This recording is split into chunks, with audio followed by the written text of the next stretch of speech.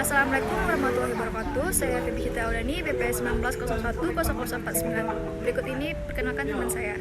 Nama Mama Alfirasid, BP 19010003. Arifman Fikri, BP 19010001. Rahmat Hidayat 19010006.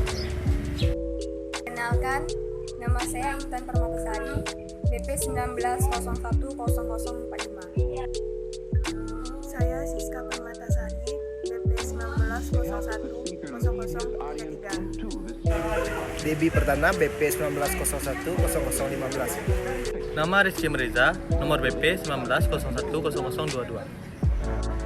Dandi Novanda, BP 19010009. Nadia Fitri, BP 19010026. BP 19010018. Arya Chandana, nomor BP 19010046. 1. Ayat Al-Quran tentang akuntansi sebagaimana terdapat di surat Al-Baqarah ayat 282.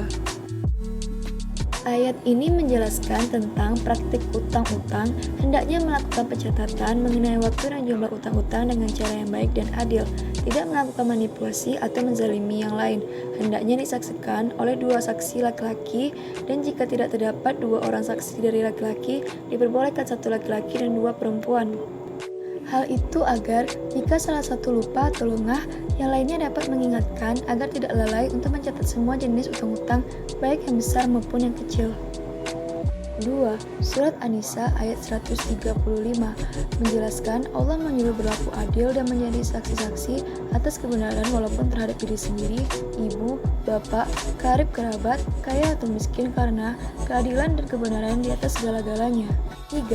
Surat An-Nisa ayat 58 perintah Allah kepada para pemimpin dan orang yang berhak memutuskan untuk berlaku adil dalam menentukan hukum kepada manusia, dan agar memimpin dapat memberikan amanah mengenai suatu perkara sesuai dengan kemampuan dari orang yang berkah diberikan amanah itu. Yang keempat, Quran Surat An-Nahl ayat 90. Dalam ayat ini Allah memerintahkan untuk berbuat adil dan kebaikan. Sifat adil dan benar sangat penting bagi seorang akuntan dalam menjalankan tugasnya. Bahkan keadilan adalah asas dalam akuntansi syariah. Adil adalah menempatkan sesuatu sesuai posisinya, sedangkan kebalikan dari keadilan adalah kezaliman.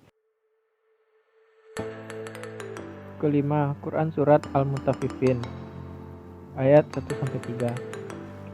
Ayat ini menjelaskan tentang larangan berbuat curang. Yang dimaksud dengan orang-orang yang curang di sini ialah orang-orang yang curang dalam menakar dan menimbang. Dalam akuntansi syariah dilarang dalam berbuat curang. Kita mengenal beberapa kasus kecurangan dalam akuntansi yang menyebabkan suatu perusahaan failit. Yang terkenal kasus Enron, termasuk praktek learning management, dilarang dalam akuntansi syariah kecuali mendatangkan maslahah dan menghindari mudarat. Yang keenam, Quran Surat An-Nisa ayat 29. Ayat ini menjelaskan larangan mengambil harta orang lain dengan cara batil. Etika dalam akuntansi syariah melarang seseorang akuntan untuk mengambil atau mengakui suatu aset pihak lain tanpa melalui transaksi yang sah seperti jual beli. Demikian surah-surah Al-Quran yang menjelaskan tentang akuntansi.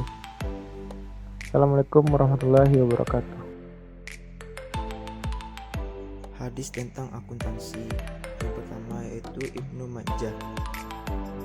Dijelaskan sebagaimana hadis itu, apabila kamu melakukan hutang-hutang untuk waktu yang ditentukan, hendaklah kamu menuliskannya, dan hendaklah seorang penulis di antara kamu itu menuliskannya dengan benar.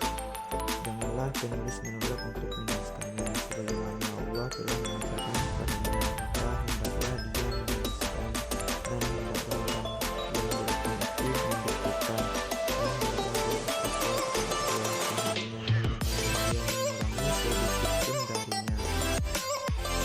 hadis yang kedua tentang akuntansi, yaitu Ibnu Mas'ud. Hadis di atas mendorong manusia untuk melakukan perhitungan yang sebenar-benarnya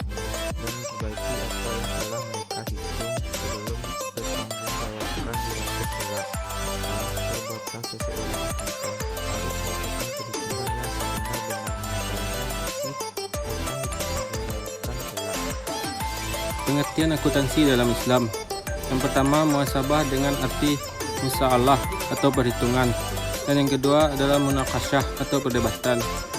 Arti kedua dari akuntansi menurut Islam adalah muhasabah dengan arti pembukuan atau pencatatan keuangan. Juga diartikan dengan perhitungan modal, pokok serta keuntungan dan kerugian. Dari uraian di atas dapat kita simpulkan bahwa pengertian akuntansi dalam agama Islam adalah pembukuan, keuangan, perhitungan, perdebatan, dan pengimbalan. Selanjutnya, pengertian kata muhasabah dan hisab dalam Al-Quran. Muhasabah sejatinya berasal dari kata hasibah yahsabu hisab. Maka secara etimologis, makna kata tersebut adalah melakukan perhitungan. Sementara dalam terminologi syar'i, makna hasabah sendiri adalah sebuah upaya dalam melakukan evaluasi terhadap diri sendiri dalam melihat kebaikan dan keburukan serta aspek keseluruhannya. Hisab adalah peristiwa Allah menampakkan kepada manusia amalan mereka di dunia dan menetapkannya, atau Allah mengingatkannya dan memberitahukan kepada manusia tentang amalan kebaikan dan keburukan yang telah mereka lakukan. 5.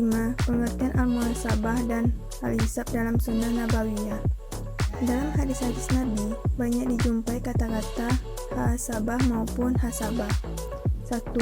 Hadis riwayat Tabrani, artinya lafal yasabu ialah musa'alah atau perhitungan dan pembalasan. 2. Hadis riwayat Tirmizi, kata hasabah sama artinya dengan menulis, menyusun, dan menghitung. Al-Miqdad bin Ma'ad, lafal katiban berarti orang yang mencatat dalam semua usaha. 3. Hadis riwayat Bukhari, lafal hasabahu berarti menghitung, menyusun, kemudian perhitungan dan pembalasan, serta perdebatan yang menyebabkan Rasulullah mengambil keputusan untuk memindahkan hadiah itu ke Baitul Mal. Kesimpulan kata muhasabah: 1. Perhitungan dan pembalasan. 2. Catatan, data, dan hitungan. Pengertian al-muhasabah dan al-hisab di kalangan ahli fikih. Ahli fikih menganggap bahwa istilah muhasabah sama artinya dengan catatan keuangan. Al-Ghalghasyandi mengatakan dalam bukunya Su'bu al-A'sya bahwa lafal kitab dalam bahasa Arab terbagi pada dua bagian utama, yaitu Kitabatul Insya, menulis karangan ialah menyusun kalimat-kalimat dari urutan makna, dan Kitabatul Anwar, menulis catatan keuangan, artinya menulis pemasukan uang dan mengeluarkan serta semua proses lain yang semakna dengan ini, seperti catatan Baitul Mal dari kas negara terhadap jenis-jenis uang yang harus diambil dan yang harus didistribusikan, misalnya upah dan ongkos-ongkos. Dari perkataan-perkataan di atas dapat disimpulkan bahwa yang dimaksud muhasabah adalah introspeksi individual. Penghitungan berikut biasaannya, seperti halnya dalam tujuan terpenting akuntansi dalam evaluasi modal pokok, merinci serta mengukur laba dan rugi. Baiklah, saya akan menjelaskan tentang pengertian muhasabah menurut Islam. Muhasabah sejatinya berasal dari kata asibah yasabu hisab. Maka secara etimologis, makna kata tersebut adalah melakukan perhitungan. Sementara dalam terminologi syar'i, makna muhasabah sendiri adalah sebuah upaya dalam melakukan evaluasi terhadap diri sendiri dalam melihat kebaikan dan keburukan serta aspek keseluruhannya. Contohnya, hubungan hamba dengan Allah, hubungan manusia dengan manusia, serta hubungan manusia dengan dirinya sendiri. Hakikat muhasabah. Sementara itu, Allah SWT juga menurunkan firman-Nya di dalam Al-Quran mengenai hakikat muhasabah yang tersurat dalam surat Al-Asyr ayat 18 yang berbunyi, "Hai orang-orang beriman, bertakwalah kepada Allah dan hendaklah setiap diri memperhatikan apa yang telah diperbuatnya untuk hari esok atau akhirat. Dan bertakwalah kepada Allah, sesungguhnya Allah Maha mengetahui apa yang kamu kerjakan." Tujuan akuntansi dalam Islam. Yang pertama, perlindungan harta atau ibzul mal. Yang kedua, eksistensi pencatatan ketika adanya perselisihan. Yang ketiga, dapat membantu dalam mengambil keputusan.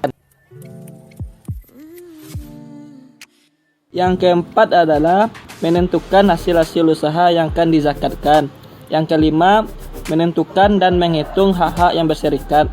Yang keenam, menentukan imbalan, balasan, dan sanksi.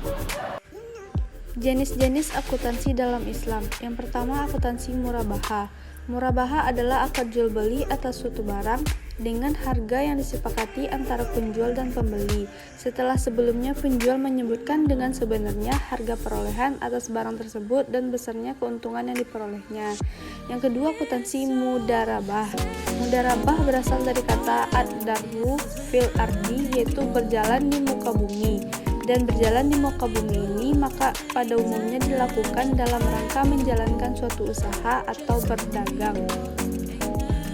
Yang ketiga yaitu akuntansi ijarah. Ijarah adalah pemindahan hak guna atas suatu barang dan jasa atas pembayaran upah sewa tanpa diikuti dengan pemindahan kepemilikan barang itu sendiri.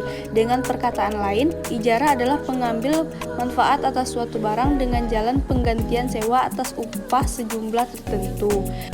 Yang keempat ada akuntansi istisna. Bai al-istisna atau disebut dengan akad istisna adalah akad jual beli dalam bentuk pemesanan pembuatan barang tertentu dengan kriteria dan persyaratan tertentu yang akan disepakati antara pemesan dan penjual. Inti dari konsep akuntansi Islam. Mengungkap inti konsep akuntansi Islam serta menjelaskan kemampuan dan peranannya dalam berbagai krisis yang terus-menerus, menyelesaikan persoalan-persoalan akuntansi yang meluas di masyarakat. Perbedaan prinsip antara akuntansi Islam dan akuntansi positif. Landasan dan prinsip. Pada akuntansi syariah, kegiatan ekonomi harus berlandaskan pada kaidah dan syariah Islam yang terintegrasi dalam kehidupan masyarakat muslim secara umum. Sedangkan akuntansi konvensional memiliki dasar kerja pada logika manusia yang bisa berubah tergantung kebutuhan dan kultur masyarakat setempat. Nilai yang dianut. Dari sisi Islam, akuntansi syariah sangat erat dengan nilai-nilai keadilan, kebenaran, dan pertanggungjawaban. Semua hal yang berkaitan dengan keadilan, kebenaran, dan pertanggungjawaban ini juga harus sesuai dengan ajaran Islam dan Rasul. Sedangkan pada akuntansi konvensional, nilai keadilan, kebenaran, dan pertanggungjawaban tentu juga berlaku, tetapi sangat tergantung pada nilai yang dianut pada masing-masing kelompok organisasi. Hal-hal yang dilarang. Oleh karena berdasarkan kaidah Islam, maka akuntansi syariah juga melarang pencatatan transaksi ekonomi yang mengandung riba, judi, penipuan, dan lain-lain. Berbeda dengan akuntansi konvensional yang lebih bersifat bebas tergantung masing-masing kelompoknya. Konsep penilaian didasarkan pada nilai tukar yang berlaku. Hal ini dilakukan untuk melindungi modal pokok dari segi kemampuan produksi di waktu mendatang. Konsep modal. Modal berupa barang sendiri dibedakan menjadi dua, yaitu barang milik dan barang dagang.